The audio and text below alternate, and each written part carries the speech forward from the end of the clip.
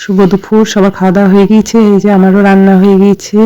এই যে গরম গরম ভাত করে নিয়েছি, আর সাথে করেছি নিম পাতার বড়া। এই রেসিপিটা আপনাদের সঙ্গে শেয়ার করব।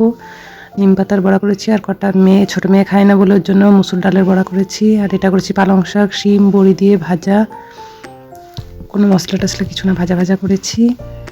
আর এখানে করে নিয়েছি লাউয়ের তরকারি, বড়ি দিয়ে লাউয়ের তরকারি করেছি।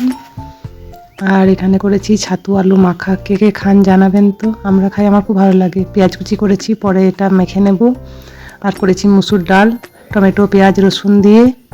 আর এখানে একসঙ্গে 3টে ডিম ভেজে নিয়েছি, আমি আর আলাদা আলাদা করে ভাজতে পারিনি, একসঙ্গেই ভেজে নিয়েছি।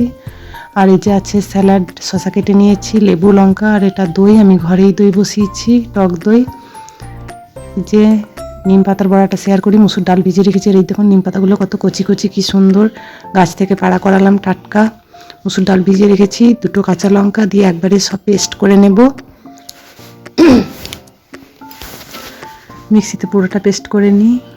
নিম পাতার বড়া আমি বাপের বাড়িতে কোনোদিন খাইনি, এখানেই এসেই খাচ্ছি। আমার বড় মেয়ে খুব খেতে ভালোবাসে, কিন্তু ছোটো মেয়ে খায় না, ও তেতোটাই খায় না। এই যে সব মিক্সিতে ভরে আমি পেস্ট করে নিই। এই যে পেস্ট করে নিয়েছি, একবারে নিম পাতাগুলো কচি তো, তাই খুব একটা সবুজ হয়নি। দিয়ে দিলাম আমি একটু চালের গুঁড়ো, আর দিয়ে দেবো পরিমাণ মতো নুন আর হলুদ।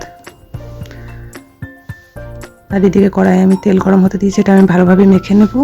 আর ওদিকে আমার কড়াই তেল গরম হচ্ছে।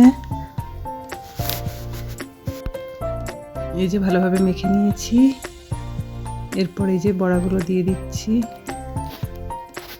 এটাতে আমি কিন্তু কোনো খাবার সোডা দিইনি, ভালোভাবে ফেটিয়ে নিয়েছি। আর এই যে উল্টো পাল্টা লাল লাল করে ভেজে নিচ্ছি, তাহলেই রেডি হয়ে যাবে আমার নিমের বড়া।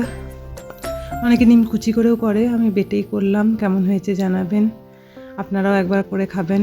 চলুন, টাটা।